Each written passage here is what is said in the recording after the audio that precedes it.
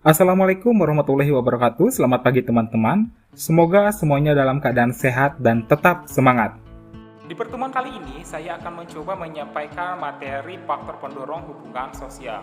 Hubungan sosial yang terjadi di masyarakat didasarkan pada berbagai faktor antara lain yaitu imitasi, sugesti, identifikasi, simpati, motivasi, dan empati.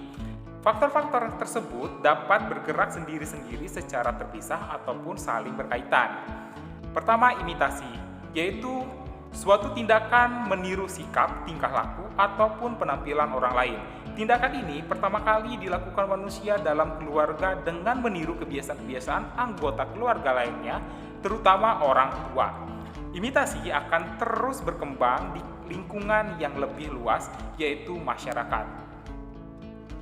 Dalam hubungan sosial, imitasi dapat bersifat positif apabila mendorong seseorang untuk mematuhi keindahan-keindahan dan nilai-nilai yang berlaku sehingga tercipta keselarasan dan keteraturan sosial.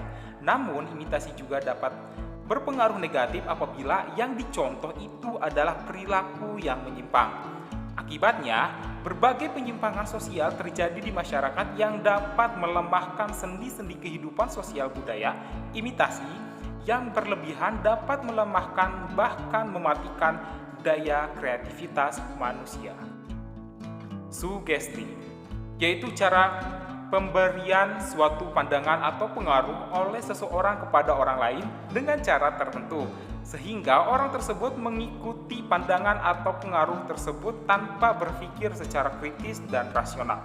Sugesti terjadi karena pihak yang menerima anjuran itu terguguh secara emosional dan biasanya emosi ini menghambat daya pikir rasional identifikasi.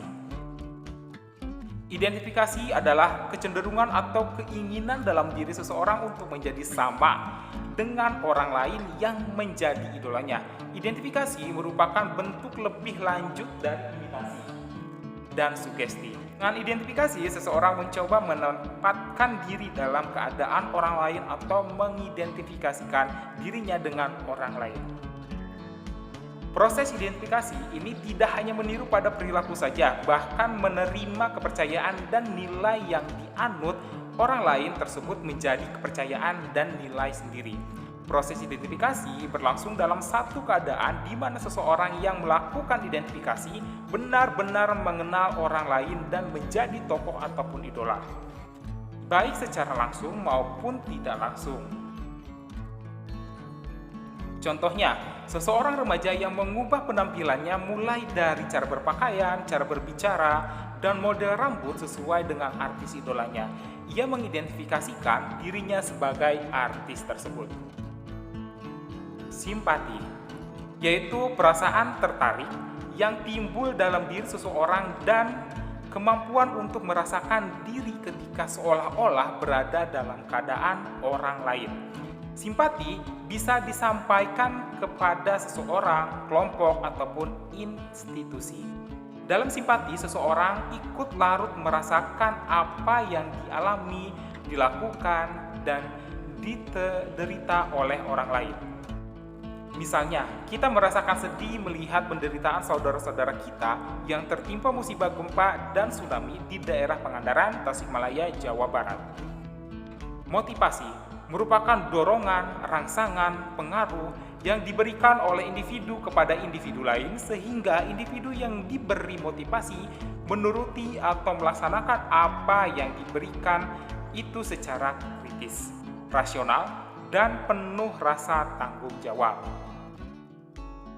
Motivasi juga dapat diberikan oleh individu kepada kelompok, kelompok kepada kelompok, atau bahkan kelompok kepada individu. Contohnya, untuk memotivasi semangat belajar siswanya, seseorang guru memberikan tugas-tugas yang berhubungan dengan materi yang telah disampaikannya. Empati merupakan proses kejiwaan seseorang untuk larut dalam perasaan orang lain, baik suka maupun duka. Contohnya, apabila kamu melihat orang tua temanmu meninggal dunia, kamu tentu ikut merasakan penderitaan dan kesedihan temanmu.